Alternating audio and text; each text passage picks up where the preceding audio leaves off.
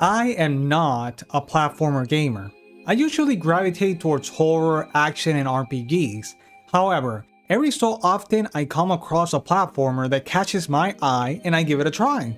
Today, I'm going to talk to you about a game that piqued my interest with its visuals and gameplay, and I decided to check it out to see if it was any good. Hi everyone, my name is Jeremy, and this is my non-spoiler review for Bionic Bay for the ps5. This game was developed by Psychoflow Studio and Marina Oi, and published by Kepler Interactive Limited. So what's the story behind Bionic Bay? The story of this game is fairly simple. You are a scientist who, alongside a group of scientists, was investigating an egg, and you get transported to what seems to be another planet. Now you will have to platform your way through this unknown world to survive. The story of this game is told through cutscenes and small information logs that you find throughout the game. In terms of its visuals, the game goes for a pixel art style for its characters, but the background of the game and the setting of the game is highly detailed. The game takes place in an almost organic and bionic planet that has a sci-fi feel to it. There are a lot of details not only in the main stage but in the background and in the foreground. The game also uses a lot of lighting and shadow to create contrast with the single colors that they use in every stage, and the contrast in general is just very good. The contrast between the pixel art style of the main character and the highly detailed stage versus the lighting and the shadows and the colors, it all comes together and it makes for a very impressive visual art style. In terms of the music, there's not much to say. It's just very atmospheric. A lot of the time there's no music at all, just ambient sounds, which helps give the game a sense of isolation and loneliness that goes well with the game's setting.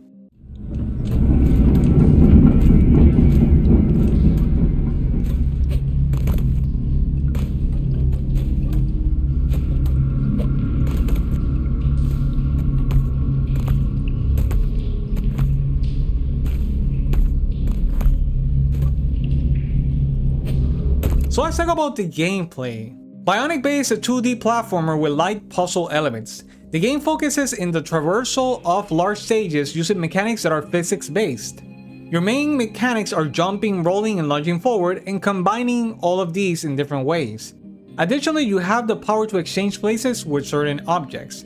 Besides these mechanics, the stages also feature additional mechanics that help keep the game interesting and challenging. To understand the puzzle aspects of this game, it's important to explain how the game frames its challenges. Each stage is large and extensive and feels like a continuous thing until you finish the stage. However, within the stage, the game presents you with different situations where you will have to platform using the game's mechanics to continue forward. Sometimes it's as simple and easy as precision platforming or rolling and jumping and then lunging. Other times, the game will require you to think carefully what you need to do to move forward, using the mechanics that you have and the objects and situations that the game presents to you. The good thing is that the checkpoint system of the game goes hand in hand with this framing of the challenges. When you die, you restart in that challenge that you are trying to complete to move forward, meaning that failing will never require you to retread a long way. This helps with the game's pacing a lot. The game's platforming feels really good. It feels fluid, there's a lot of mobility options, and the game has a good mix of open-ended platforming versus precision platforming, and all of its challenges feel very intuitive. The game does a really good job of conveying a lot of information to the player with minimal explanation, and it trusts the player's ability to solve the challenges. In addition to the single-player content, the game also features an online mode, where it lets you complete daily challenges and compete on global leaderboards with other players doing speedruns. The game features around 23 stages and takes around 6 to 8 hours to complete. So let's talk about the cons and the pros of this game, and I'm gonna start off with the cons, but I have to point out that they are minimal. My first complaint with this game is the story. I feel like it's honestly an afterthought. The story is barely there, and the information logs are a very uninteresting way of presenting the story, especially considering that the setting is very interesting and the gameplay is very fun.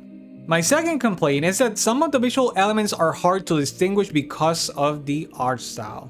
But honestly, this never got in the way of me being able to figure out what I needed to do or enjoying the game. So let's talk about the pros of this game. First of all, this game features some very fun, engaging, and interesting gameplay that allows you to have fun but requires you to think carefully every so often. And that mix gives the game a very particular feel that I really enjoyed. Secondly, the game has a perfect balance between difficulty and being forgiving, allowing the player to indulge in the fun of the mechanics and never having to worry about retreading long sections of the stage just to get back to where you were. So in conclusion, Bionic Bay truly surprised me with its unique mix of elements. Despite having an almost non-existent story, the game still manages to shine where it counts. The game's visual, sound design, and especially the gameplay are all incredible, offering gamers an experience that they won't soon forget. For this reason, I highly recommend Bionic Bay for the PS5. So that's going to be it for this non-spoiler review. The link to the game's page will be in the description. Remember to leave a like, and thank you for your support. I'll see you in the next one.